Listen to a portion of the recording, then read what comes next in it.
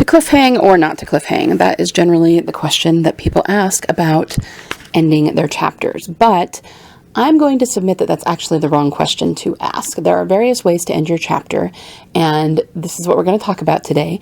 But most people are just thinking about it in entirely the wrong way. I'm going to tell you why and how you should think about it and what you can do to try to come up with really great endings to your chapters that will propel your reader through your story. Okay? All right, so most authors only think about two different ways to end your chapters, either on a cliffhanger or not. Now, you're going to find examples of either one, and let's kind of explore what that means. Usually, at least what people think, is that ending on a cliffhanger means ending on high action that, of course, leaves the audience on the edge of their seat and makes them want to turn the page and keep reading. Whereas a non-cliffhanger ending is seen as one that sort of shores up what's happening in the chapter, almost like a little vignette or something, but doesn't necessarily push the reader forward, okay? This is what most people think of. It's either or. Either you're going to have a cliffhanger or you're not, okay? But like I said in the intro, that is actually not the right question to ask, okay? Whether you end on intense action, like, you know, your character dangling over the edge of a cliff or something, really isn't the point, because what you're really going for at the end of your chapter is to keep the reader reading, to make them want to turn the page and continue to read another chapter rather than put your book down and stop for the moment, right? That's what you're going for. And there are various ways to do this. It does not have to be high action and suspense, right? So basically, there are three ways that I think you could propel the reader to keep going through your book. The first way is the one that everyone already knows about and that I've already talked about. It's the super suspenseful action, you know, when either your character is in a life or death situation, or you just dropped a bomb of information on the reader, like dun dun dun. You know, those are kind of the high action or cliffhangery type chapter endings, and those are fine. If that works for your chapter and you want to do that, then by all means do it. I've done it before, and lots of people do, right? It is a very effective way to keep the reader reading. Now, let's talk about what kind of scene this will work for. Obviously, it's going to work for a high action scene. It's going to work for climactic moments. Like I said, it's going to work for any time that you just dropped a major knowledge bomb of some kind on the reader in the story, okay? That's when this type of ending will work. So that's the one most people know about. Let's talk about the other two. One that I think I use more than probably any other type is what I call forward momentum.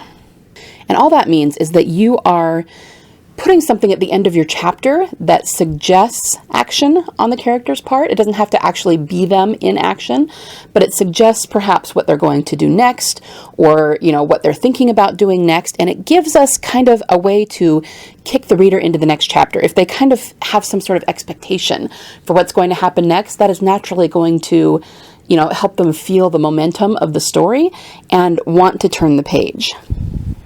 Okay, so let's say that you know, your character just found something out and you don't really want to end on a cliffhanger because it just isn't going to work for the type of scene you're writing. You could end by having the character think about what they're going to do next. Or even, you know, it can be physical motion. Have them walk out the door with the intention of doing something next.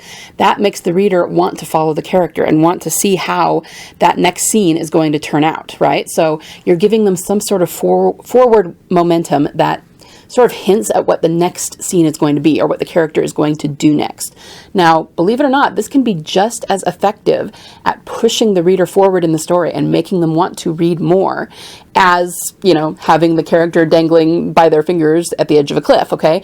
Either one works. And this is why I'm saying to cliffhang with high action or not is just not the right question. The only question is whether the way you end your chapter makes the reader want to move forward. Let's talk about the third way that you could end your chapter. Let's say that neither of these two ways work for you. You're in a scene where you more just want your character and by extension the reader to sit with what has happened. You know, let's say your character just got some really bad news, had their heart broken, or, you know, it doesn't have to be sad, but just something that they're going to have a deep emotional reaction to. Maybe it's anger, maybe it's joy, maybe it's, you know, just something very emotional. You can end the chapter on that emotion, but you have to make it very, very powerful. And there's a reason for this. When the reader feels that powerful emotion vicariously through your story, it makes them want to continue on with the story, because any kind of emotion tends to release endorphins, and we want to continue feeling that. Okay, that's why we tend to wallow in bad emotion for a long time. It's why when we're really happy about something, we tend to, jump up and down, run all over the place, call all of our friends, because we're trying to, continue that emotion.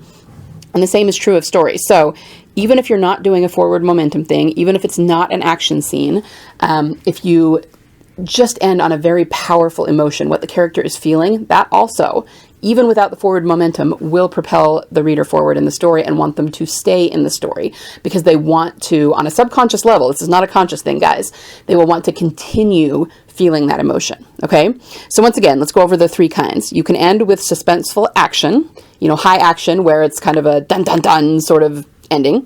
You can end with just forward momentum that tells, gives the reader some suggestion of what's going to happen next, or what the character is going to do next in the story, so that they feel that momentum and want to see what's going to happen next. Or you can end on a very strong emotion. It has to be strong enough that it brings out that emotion in the reader as well, and that will make them want to stay in the story in order to keep feeling that emotion. So these are the three endings, and here's what I want you to do. I'm going to give you some 3 tactical steps that you can use to figure out any chapter ending, okay? First of all, you need to sit back and decide which type of ending, I should say, will work best for your scene. So you have to ask yourself, is it a high action scene? Could I do a cliffhanger having to do with the action, okay? Is there any kind of knowledge bomb that I could drop and do a cliffhanger that way? If not, is there a way that I could end on some sort of forward momentum? So if your character just got new information, if they just made a decision, if something just changed for them, end on them either, physically going to do something about it and kind of give the reader some expectation of what they're going to do, or you can do this as internal dialogue, have them think about what they're going to do, or think about what the ramifications are of what they just learned on, what their motivations are for the story, that sort of thing, so that you're kind of ending with a forward momentum. Or is your scene one that you want them just to sit with the emotion of what's just happened in the scene? And if that's the case, figure out a way to end on a very, very strong emotion. Whatever the character is feeling, drop it like a ton of bricks on your readers in the last sentence so that they are really feeling that emotion. Okay, so that's the first thing you're going to do. You're going to figure out what type of ending will work best and decide on one. Then I want you to sit and think about how you can enhance what you already have. So I'm not asking you to change anything in your story or in your scene. You definitely can add something in if you start thinking about it and decide that that's what's best for the story, but you don't have to do that. That's not what I'm telling you. Just look at what you already have and how can you enhance it. If you're going for the emotional one, the emotions will already be there in your scene. How can you emphasize them? How can you bring them out more? How can you really draw the reader into them? If you are going with the action one, well, the action is probably already there. That's why you're choosing that ending. But just think about how you could, where you could end the chapter that would be very cliffhanger-like and that would really, grip the reader and make them, have to turn the page to figure out what's going on. So again, just how can you enhance what you already have? How can you take that and turn it into a great ending that's going to pull the reader in and just really compel them to turn the page and keep reading? And finally, the third tactical step is that I want you to workshop it a little bit. So you can have somebody read it. It can be a reader, it can be another author, it can be, if you have a critique group, which I very much recommend, it can be through there, and specifically ask them, how was the ending? You have to be very intentional about this. Ask them, if you read this ending, would you want to keep reading and find out what happened, or would you be like, oh, cool, and put the book down? That will give you a lot of feedback on how you're doing with your endings. And guys, this is something you have to practice. The first few times you do it, you're probably not going to be very good at chapter endings. But the more you do it, the more you workshop it, the more feedback you get, the more you think about it, the more intentional you are, even journal about it, maybe give yourself some time to free write about what the ending of a particular scene could look like. You will get better at it. You'll get to the point where you are a master at endings. So you just got to keep at it, okay? Let's recap really quickly. Most people think of chapter endings as either being action-like cliffhangers or not, and that is not the right question. You can do endings either with the high action, which is best for action scenes, forward momentum, in which you just show, or through internal dialogue, tell what the character is going to do next and give forward momentum that the reader will get swept up in.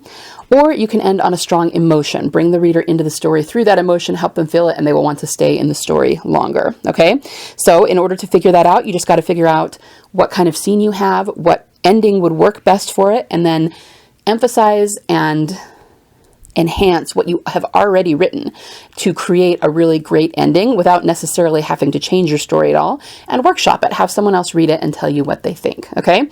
If you start doing this, you will start writing really, really fabulous endings. So I would love it if you would hop over to our Prolific Author Facebook group, or tell me in the comments of wherever you are listening to this, what is your favorite ending to use? Do you use them all? Have you used one or the other? Do you favor one? I would love to hear how you craft your endings, all right?